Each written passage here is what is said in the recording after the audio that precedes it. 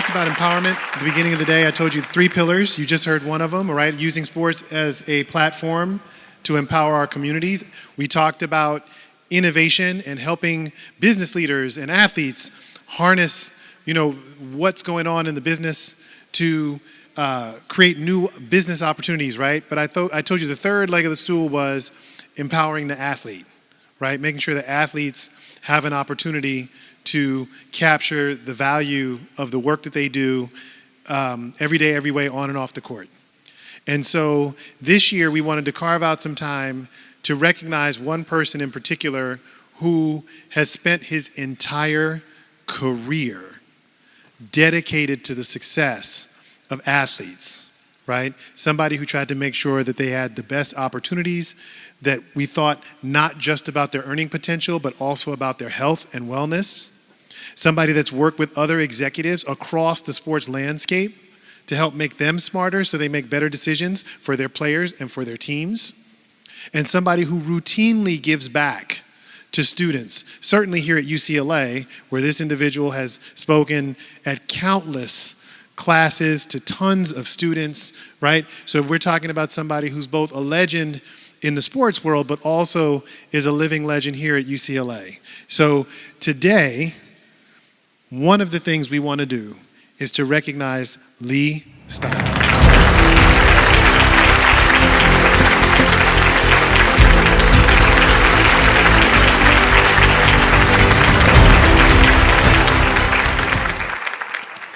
Okay, so I am not qualified to kind of sit down with Lee.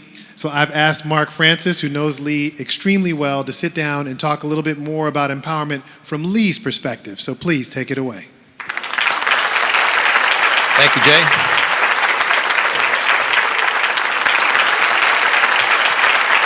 All right, so for those of you in the room, and I don't imagine there's very many of you, that aren't aware of some of the nuances and details of this man's career, I'm going to read some highlights to you. 1975, first overall pick, Steve Bartkowski out of Cal. That's where it started.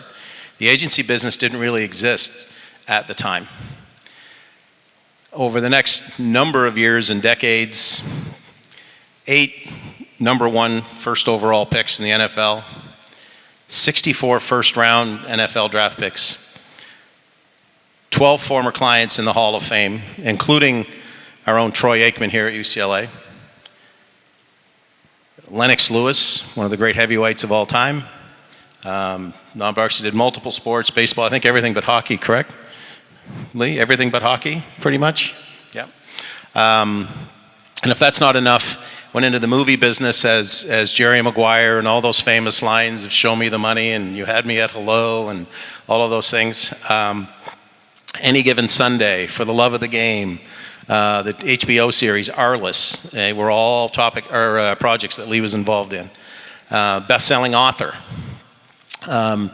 The most recent one being The Agent, launched in 2014. So Lee's quite an underachiever, as you can probably tell on your own, right? He's also a very dear friend of mine. And as I was obviously happy to do this session, and I was looking for something from someone to kind of typify to give us some testimony as to the type of man this guy is, okay? So Warren Moon. I found this as a foreword in Lee's book, The Agent. It says, over our 20-year relationship, Lee has been one of the most influential forces in both my personal and professional lives. This book is a testimony to how important negotiations are in all aspects of our lives. A man of integrity and foresight, Lee emphasized empowering the clients in order that they not be manipulated nor taken advantage of, thereby transcending and supplanting the quote-unquote agent stigma. I think that pretty much says it all. All right, so when I think of, jump into some questions here. When I think of empowerment in sport, Lee, I go automatically to your selection process for your athletes. Right back to the beginning of time. I saw you do it last year in person. Let's talk about that. I mean, Warrick Dunn sticks out in my mind. I'll turn it over to you. Hi, everybody. I sort of grew up around Paulie because my parents have 5 degrees between them from UCLA. And my father didn't miss a game here from 1947 to 2004.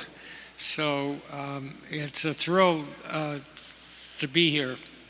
I only spent 1 year at UCLA because it was Berkeley in the late 60s, and I had to be there. I was raised by a father who had 2 core values. One was treasure relationships, especially family. And the second was make a meaningful difference in the world and help people who can't help themselves. And when you see the pain in someone else, try to heal it. And he had a corollary, which is that if you see a problem in the world, and you keep waiting for they or them to solve it, the amorphous they, as minor as picking something up off the floor, or as major as climate change or racism, and you keep waiting for they or them, the amorphous they or them to do it, older people, political figures, he would say, you could wait forever. The they is you, son, you're the they. So all I knew when I came out of law school was I wanted to make a difference, and I saw that athletes could serve as role models and trigger imitative behavior. So we asked each of them to go back and set up a scholarship fund or work with the Boys and Girls Club or a church, but to lay down roots so that would always be a place they could go back to. And at the collegiate level, to stay close to the college. Troy Aikman endowed a full scholarship here and then gave another $1 million. But stay close to that alumni base who could serve as mentors and great windows to second career, and stay close to it. And then at the pro level, put together a charitable foundation based on some cause completely compelling to the athlete, and to put an advisory board together that had the leading business figures, political figures, and community leaders, all to help execute the program. And so that would be someone like Warwick Dunn, a running back who just put the 200 single mother and their family into the first home they'll ever own by making the down payment and having the home paid for. It's Rolf Benerska years ago with Kicks for Critters, who raised millions for the Fund for Endangered Species at the San Diego Zoo. It's Patrick Mahomes with his 15 and the Mahomies, giving money to at-risk kids and all other types of kids. And in aggregate, our athletes have raised almost $1.2 billion for charities across the country. And more important, they can trigger imitative behavior. So when it came to an issue like domestic violence, I had Lennox Lewis, the heavyweight champion, cut a public service announcement that said, real men don't hit women. And that could do more to change the behavioral patterns of rebellious adolescents than 1,000 authority figures ever could. Or racism. Oscar De Loy and Steve Young put a program together called Prejudice is Foul Play. So it's athletes having an impact. It's good for the athletes because it stimulates their non-athletic skills, and it roots them into communities, and they can make a fundamental difference. And so the thought was we could challenge any problem. If it was bullying, we could take pro athletes and collegiate athletes, have them go back to a high school and preach tolerance. So the athlete who sits on top of the pyramid would be able to put his arm around someone with a hair lip or fat or was bullied for any innumerable reason and change the culture and make it cool to display tolerance. So that was the type of athlete I looked for. And I looked for someone who in college had done a mission to Haiti, who had done a had been out in the inner city. An athlete who understood the power that they have, which is a platform, to make good in the world. And also someone who had their focus on second career. So we would profile the athlete. I had a running back one time said, you know, Lee, that sounds great, but I'm my own charity and run the fastest 40-yard dash I've ever seen out of my office. So we would profile athletes. How much of a, say, I don't know if I've ever asked you this, how much would you say percentage-wise did you put into that type of thing or characteristic, I guess, in an athlete, or you wouldn't sign him?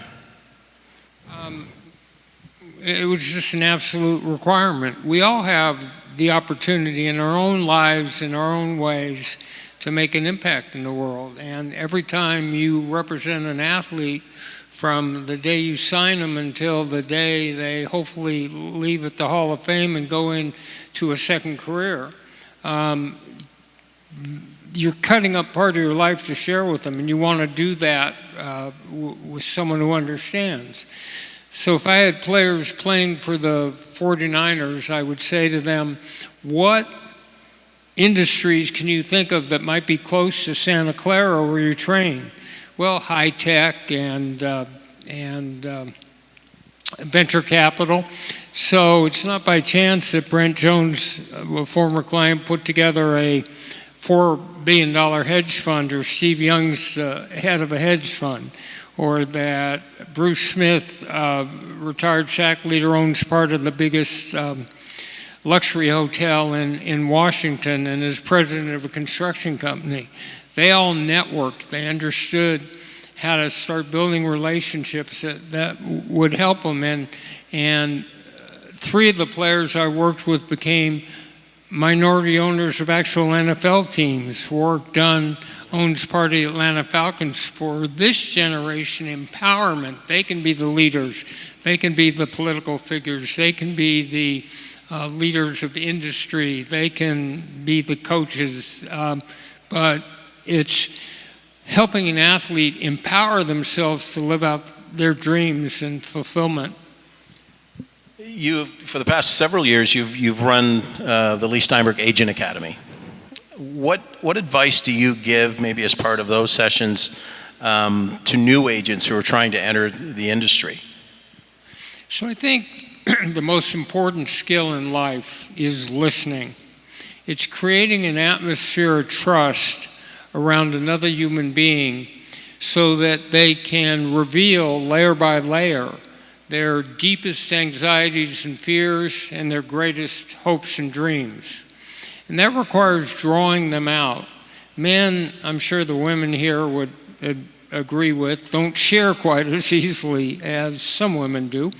And it's a process. So I want to understand how someone feels about short-term economic gain, long-term economic security, spiritual values, family relationships, geographical location, having a high profile, and a series of other issues. So, and if you can put yourself into the heart and mind of another human being and see the world the way they see it, then you can navigate your way through for problems. So at the Agent Academy, we teach some core skills, and you can go to law school and business school and learn all the principles, but at our Agent Academies, we run a exercise which is how to recruit a client, how to negotiate a contract, how to set up a charitable foundation, how to do damage control. So we're trying to create that, and we talk about how to brand yourself, so that young aspiring people will write articles, will network on LinkedIn, will start to build relationships, the first step of which is coming to a conference like this. With respect to athletes, how do you think sports franchises, organizations can empower athletes to have a greater say in the decisions that are going to affect their lives? By listening. Look, the whole key in sports to winning is the quality of ownership, it's the wisdom of the front office, It's the coaches, the players go round and round. So enlightened leadership at each of those levels can be your partner. So I've become concerned about the advent of hate groups and racists, and put together a program which involved some owners, where we went to the 30 biggest cities in this country and took young doctors, lawyers, teachers, and taught them how to spot skinheads and hate groups, how to intervene in crisis situations, how to go into school systems and promote ethnic diversity. And we trained 10,000 of them, and we're about to do it again. So you can link up with the power that exists and find the commonality in an owner and get him to champion whatever cause you think's critical. So you've been in the business a long time. 50 years. 50 years. A couple of questions here. So what are you most proud of in your career? And what would you like your legacy to be? Well, I had a crisis. Beyond, I'll add a piece to that. Huh? I'll thank Jay Tucker for this. He added this. What would you like your legacy to be beyond "Show me the money"? Something I've never heard before, Mark. When I go out to a restaurant or go to an airport,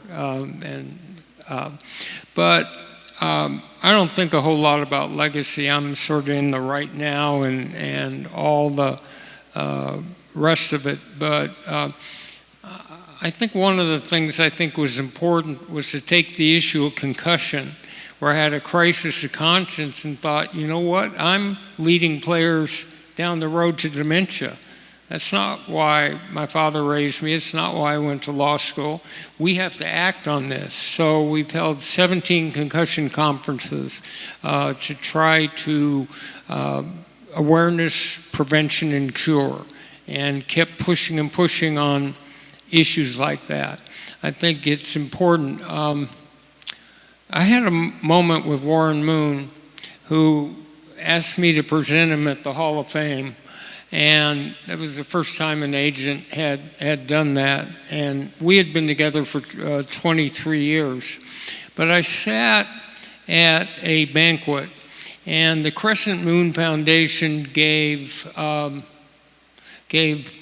money to kids, to high school students to go on to college. And Warren said, everyone here who got a scholarship, and this was like 500-600 people, stand up. And one by one, hundreds of them stood up.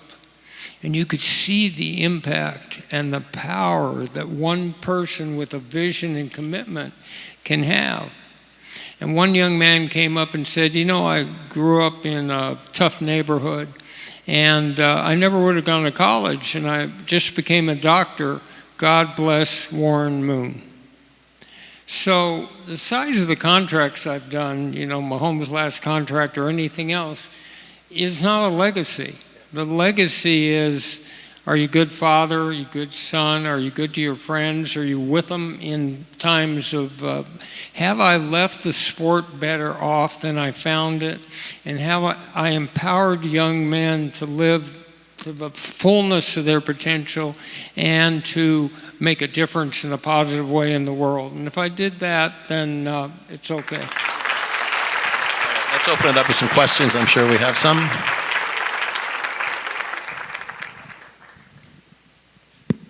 How you doing? Just got a question. Obviously, big fan.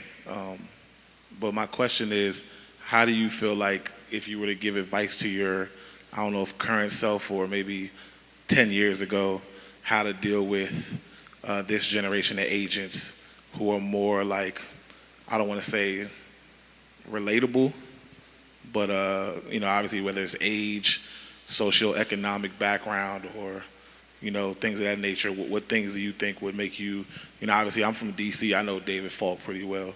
I know some other guys from your generation per se that have kind of like fell back from the business because they didn't want to do certain things that the younger agents were doing to secure talent. So what would you say to your younger self or your current self to try to like keep up within the landscape without having to like, you know? was it, what would I tell my younger self? Yeah, correct me if I'm wrong here, but what would you tell your younger self maybe 10 years ago? Or like even today, as you currently, if you are currently still pursuing players, you know, how would you, in today's landscape, how would you try to keep up with like This some of the, generation. like, yeah, this That's what you're generation saying, of right? age, Yeah. representation. Well, I still represent a number of football players, and hopefully I'm relevant to them. One of them's pretty good. You know, he was MVP last year. I think that it's important to stay on top of popular culture and to realize the generational differences. So you have a Gen Z that's brought up on big screen television, computers, multiple platforms of content supply.